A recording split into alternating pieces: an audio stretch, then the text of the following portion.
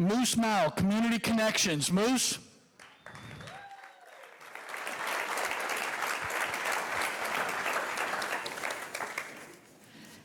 Good afternoon. How's everyone feeling? Good. Awesome.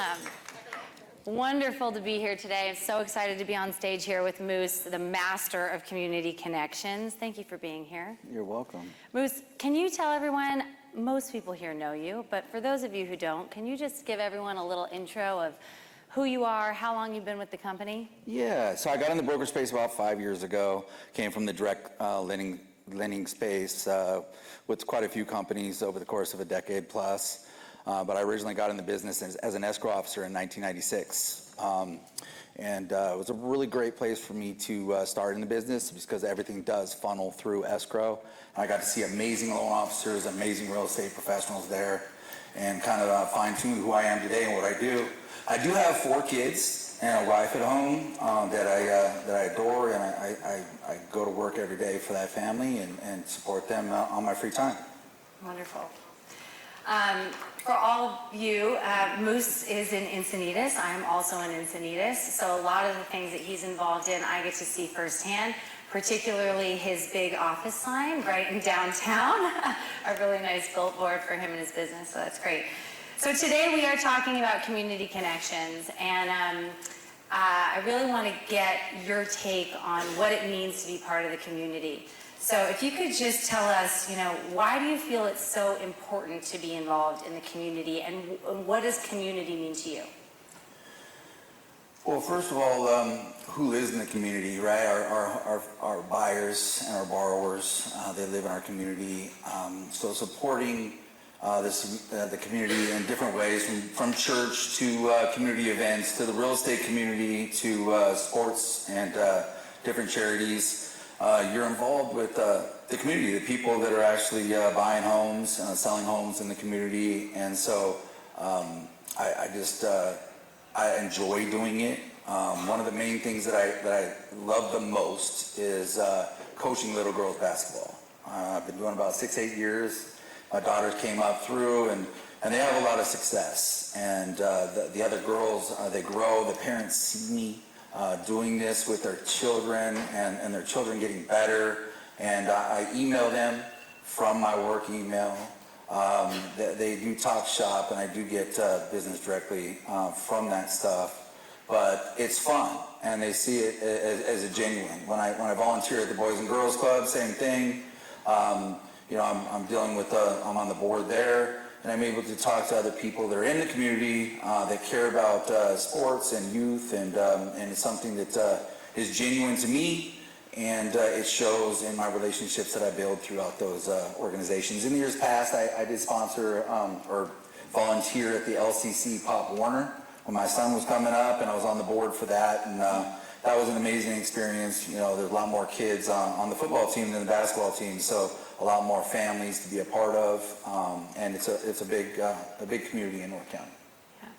So sounds like a lot of sports, a lot of athletics, mainly that revolve around your kids. Yes. Yeah. And do a lot of those tie to their schools and stuff, or is it other community-based activities? Both. So both on that. So in the community, I'm a part of a team referral network where we meet once a week. It's an industry-specific group, and we meet in Solana Beach. And if you're not involved in a LITIP, BNI, team referral network, I highly suggest it.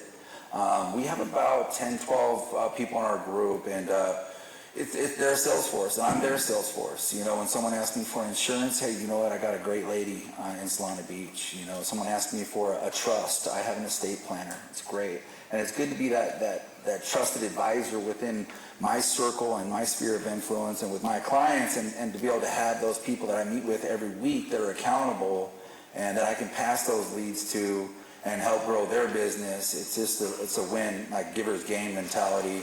And it's definitely something that I've done since I started in '96. I've been a part of groups like that, and that is a community, local, North County group that we do. And it was called Team Referral Network? Yes. And they're here, right? Yes. Oh, there they are. There they are. And so if you want any information when you're out talking to the booths, there's chapters all over the county. So whatever area geographically. So help me understand, so they bring together different people so that you can network together and refer different business to each other? Yes, so each week we sit down and talk for 60 seconds each, give us our little commercials, and then we have one person each week that's highlighted that does a presentation on their specific business, so I get to learn a little bit more about Kenza and her financial house, financial advising firm, or I get to hear about health and nutrition, or the different businesses that we have in our group. And there's certain people that I'm able to refer a lot more, right? The insurance, the estate planner, that attorney Blake Baxter. I don't know if he's here yet, but he's a guy that I refer every week. There's constant. Everyone needs a trust, and he's like a attorney in my pocket that's reasonable and great, and it's good to grow a relationship with someone like that and be able to meet with them once a week. How did you find Team Referral Network? Through the estate planner. He introduced me to this chapter. Previous was a real estate agent. So a real estate agent got me into Team originally probably about a decade ago. Oh, wow. And she pulled me into her group when the lender left. Lenders are a hot commodity in those groups. So sometimes you might be forced to start your own group. And so that's as a lender, that's the hot chick in the club. Okay, so you talked a little bit about coaching basketball and getting involved in the community that way. What is I think it's one thing to be the coach, but how are you actually engaging with the people there, and how are you kind of making it known that you're a loan officer and, with it feeling natural? Yeah, I definitely don't sales pitch any of the families of the parents or the fellow members or anything like that. It's natural. The slide says 100% of the people like doing business with people they genuinely like and trust. I have implied trust. I'm working with their children, right? And they see me and they see me interact and progress and develop skills, and I'm good at that, right? And fortunately, we've had a lot of success in the basketball teams that I've coached due to great kids, not necessarily great coaching. You making winners. But yeah, parents like to win. They like to see their kids have wins and W's. It's a lot funner to watch your kid playing a sport where they're winning and dominating versus the opposite. But how do I turn that into money and to business? I'll give you two examples real quick. Yep. Like recently, I was just talking to a parent that I coached their son in football. And again, this was 6 years ago. I coached this kid. He was a great kid. I spent a lot of time with him. It was his first year in football. He got a full ride scholarship to University of Michigan, and they were moving and they were buying a house. And she was like, "Dude, it's so weird you called. We're buying a house in Michigan, and the lender just sucks. And I wish you were licensed here." I was like, "You know what? I just got licensed in Michigan. I actually provide great rates in 18 states." And she laughed, and I took it from the other lender. We closed on time. I got great introductions to real estate professionals in Ann Arbor that deal with the University of Michigan, alumni and the football team, which I've been in, conversation. This opened up a whole other branch of business, and that was only because of that.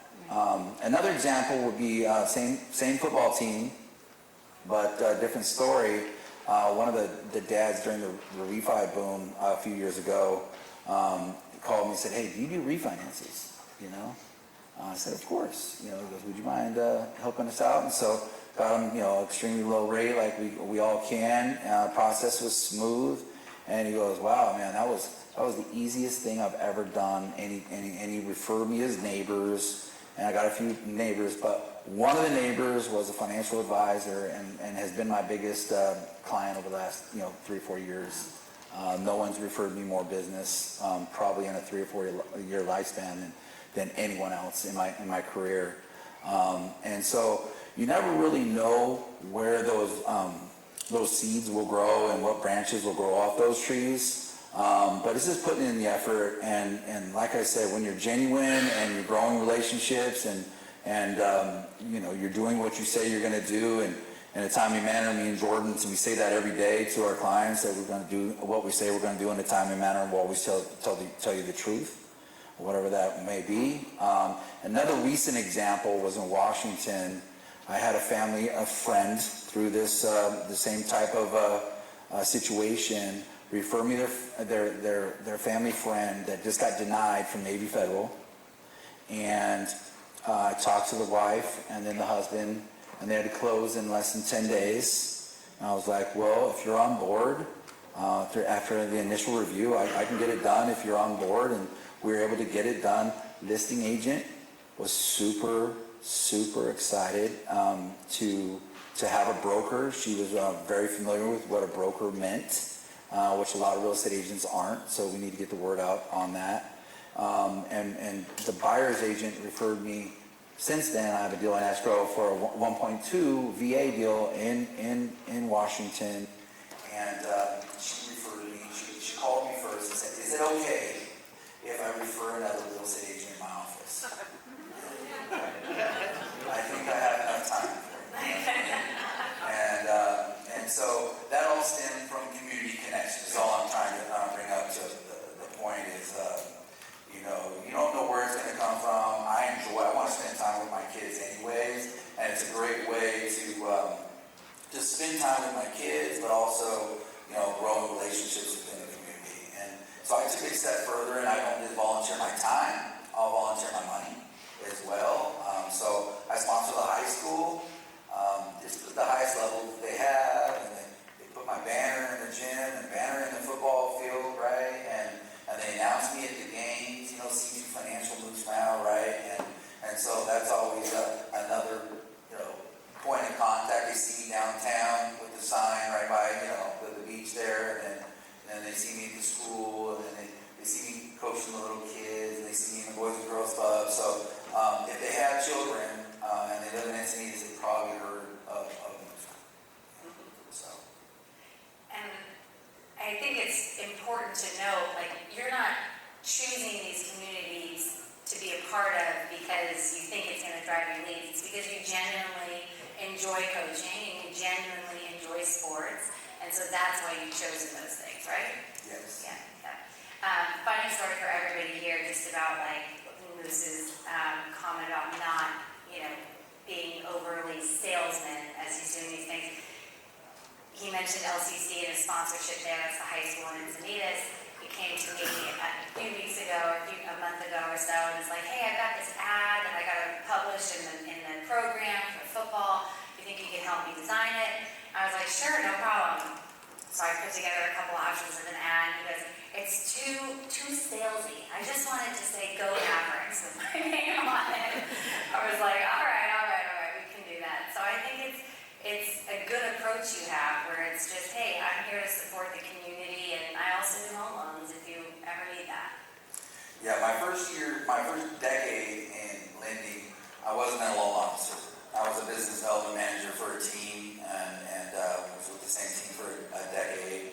And my sole job every day was to go out and make new contacts, get new ways of generating loan volume. And so whether it was real estate agents or financial advisors or real estate teams or individuals or the SDAR or NSDCAR or Women's Council of Real Estate, whatever it was to get out in the real estate community. And so now as an individual, I don't need to go out to all the different organizations. I can just do it within my community. Actually, that's interesting. You know, somebody asked Tracy earlier, you know, you're doing most of your social media and most of your marketing to realtors, not necessarily to borrowers. In this case, do you find that you're connecting mainly with the borrowers directly, your clients directly, or realtors? Both, but I would say my primary focus is real estate professionals and business partners. And my business partners could be the local title rep or escrow officer sends me business, and the different affiliated companies. When you're genuine and nice and go out of your way for other people, they tend to give you a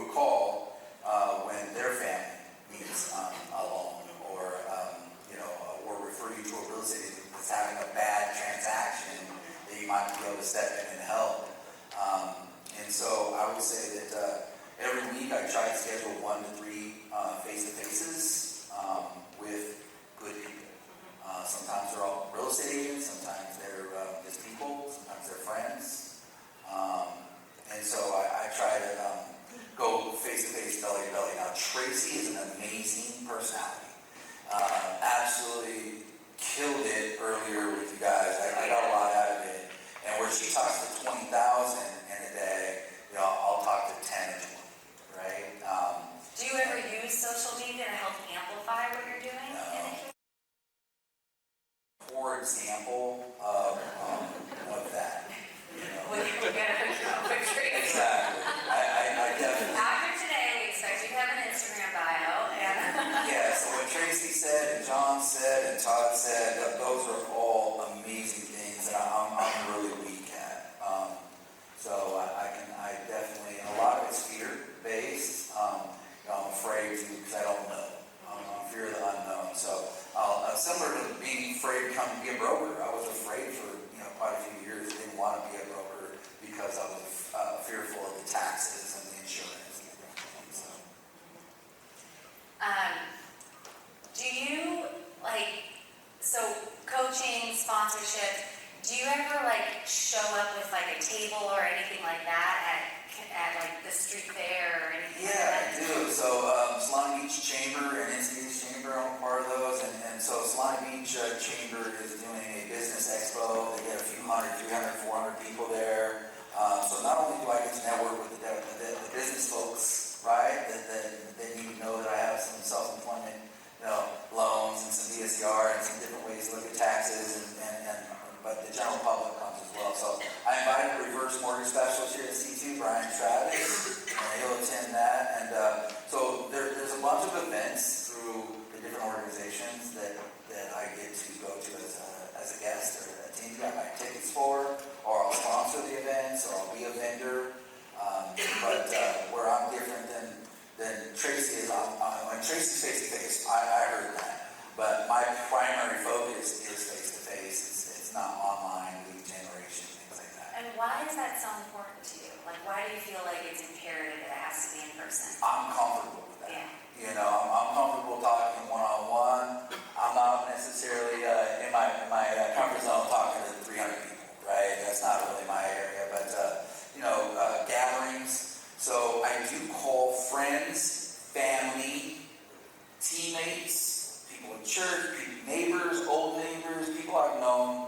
I'm 50 now, right? And so, you meet a lot of people in your life. And so I call people every day, 5 to 10 people every day that are not real estate agents. And I call and I ask them how they're doing. I try to remember their dog's name or what their kids are doing or what vacations they took. I don't call these people every day. I don't call them every week or every month. I try to keep it short. I try to keep it all about them. I don't try to talk too much about myself at all unless they ask, and I keep it short because people love talking about themselves. And I definitely get a lot out of that. So I set up events with those people. I just went to Hawaii in February, had 16 good friends go, and it naturally comes up, how's work or how's business, you know what I mean? And, these people live in Florida, Arizona, Washington, Northern California, so we're able to come together in a neutral place and talk shopping. No one wants me to be more successful than those guys, right? And I just did opening day. I think Tracy talked about doing events as well. I did opening day, got 3 tables, 18 people.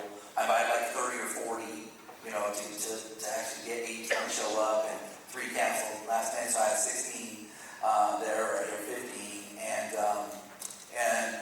that's just fun. You spend a day, we talk, we're real, and those people are my sales force as well, for sure, 100%.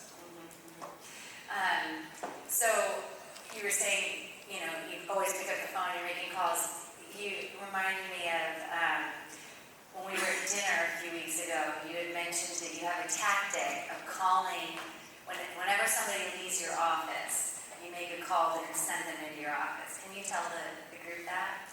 Yeah, so I got this from Tom Hopkins back in '96, but whenever you get a referral, he said, the person referring you the business is entrusting that you're going to take as good a care of them as they would. And they're not in the conversations. They're not in the meetings. They're not on the emails a lot of times. And so when I'm done with an initial consult on a loan application, or I one time in the relationship, but I might say something like this: Carrie, it was such a pleasure talking to you. Did I answer all your questions? Say yes. Yes, It's like you did. Dave Tenko could have sent you to anyone, and he entrusted me, and I don't take that lightly. Would you mind giving Dave a call and just letting me know how this one went? And so, the simple thing, will you do that? And so what they do is, they don't go leave my office and say, hey Dave, who said to call you and tell you, how our appointment went? They leave the office and they go, hey man, just want to let you know, I met with Bruce, he's great, he answered all my questions, man, thank you so much, right? And so what that does is give Dave the chills. Everyone wants to hear that, right? You want the phone calls and saying, hey, I'm super happy because you introduced me to somebody. So that's the single best thing I've done in my career. I love that tip. I love that tip. When you said that, I was like, it's so smart. It's like, You don't want to ask the same person twice. That lives back. That's good. Awesome. The other thing I wanted to ask you about, so you were saying, you do the ads, you do the table, you do the gym banner. Like, how important is it? I feel like there's two ways you could approach getting involved in the community. You could pick one thing and do it really well, or you can pick a bunch of different things and be kind of multi-touch, multi-threaded. What do you recommend to people? Whatever you have the time for. There's times where I'm asked to be a part of something, and I say, I don't have the bandwidth right now to be a part of this or to sponsor this, just because I don't want to get spread too thin. So doing too much is definitely not advantageous, because you're not all in. You're not going the extra mile. You're not the person that you would want to be because you're rushed or you don't have the time to really dedicate it. So whatever your passion is, I love to invest in real estate. So I go back to Texas every 3 or 4 months in Austin, and I love spending time with my family. I love coaching, and so I want to do those things as much as possible.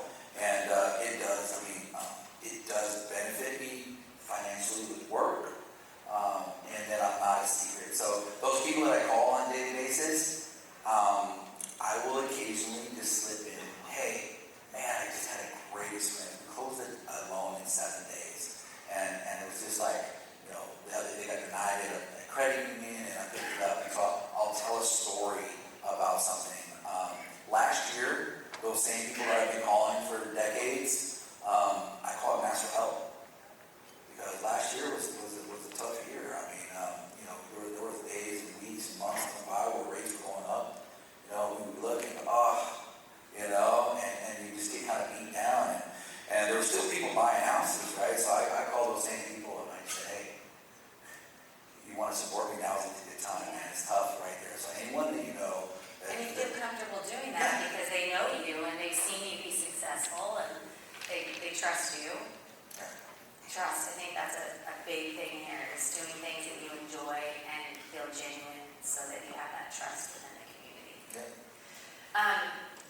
Moose and I came up with a little exercise for the group, and we're going to have you all use your notebooks. So grab your notebooks and your pens.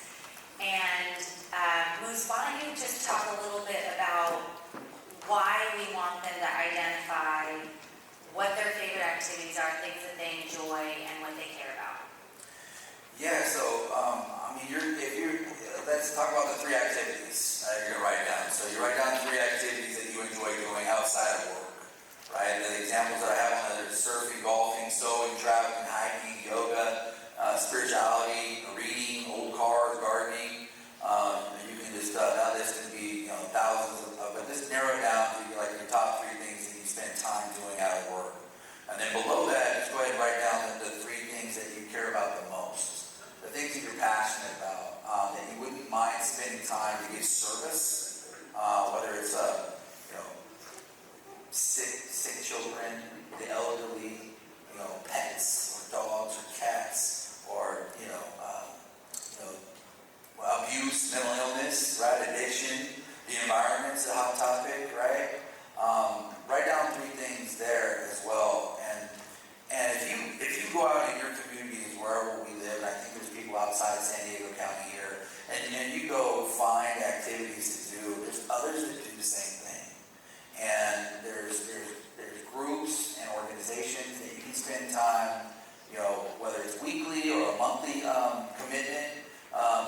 into doing those things and spending time with those people. And when those people see you week over week, month over month, and you engage in conversation, what you do for work oftentimes comes up in conversations. I don't think it's a weird thing to bring up what you do or ask them what they do. And it naturally comes up as you grow a relationship with people. So I urge you guys to look at your lists, and when you leave here, the next month or two before the end of the year, get involved in some of those groups and organizations.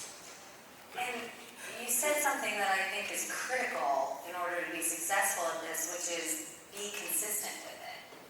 How do you think that plays a big part in this? It's huge in everything that everybody talks about today and everything that we do, whether it's going to a caravan. If you go to a real estate caravan once a quarter, you're not going to be known. It's not going to, garnish much fruit. If you go to a yoga class, but if that same yoga class is 3 days a week, and you go 2 out of the 3 days each week, right? You're going to develop relationships with people in that class, and maybe go out for coffee afterwards, or do some different things. So consistency and just being who you are. And Tracy hit the nail on the beat. I say genuine. What was her word that she used? Authentic. Authentic. I love that word. And so just be yourself. If you're just yourself, I'm not the most eloquent speaker nor the most educated. I was a physical education major from Chico State. Hey, Wildcats out there? Hey. But anyways, it was not the most prestigious school, right? But I am a hard worker, and again, Jordan and I, our mission statement every day is to do what we say we're going to do in a timely manner. It's amazing how many professionals in our line of work don't do that. Okay, so you guys have all written down things you're interested in, things you care about, and Moose has challenged you to think about ways you can get involved with those in the community. But I want to just get a sense of who's already doing things in their community today. So next exercise, just stand up if you guys have participated in any of the things on the screen. So And stay standing up. stay standing up. So volunteered at school, coached a youth sport, sponsored something in your community, attended a chamber or city council meeting, sponsored a realtor caravan, had a table at a street fair, volunteered the community. Okay, so we've got a good group. We've got a lot of people here. The majority. Yep. The majority. Now, stay standing if you think that these activities that you've been involved in have actually driven you business. Okay. Amazing. Stay standing if you're still doing those things that you were doing. Okay, we've dropped a few. We've dropped it a lot. So I guess the question is why? Why do you think people get started in things? You guys can all sit down, thank you for that. Why do you think people get started in things and then drop off when they know it drives them business? Well, it's different ages, different stages of your life. You do different things. Before Mrs. Moose, I was not hanging out, coaching, and doing things. I was, all over the place, right? And so, I was a different person in my 20s than I am in my 50s. And so, as your life evolves, as you evolve as a person, you just kind of seek after those passions and those activities that you enjoy doing. I've been trying to pick up pickleball a little bit with some folks, and I just absolutely love it, right? I don't love it. I have to wait in line, and it's busy at those places, so I choose ping pong in my house with my kids. But there's different things. If you ask me if I would love to play pickleball 20 years ago, no, wasn't really something I was interested in. So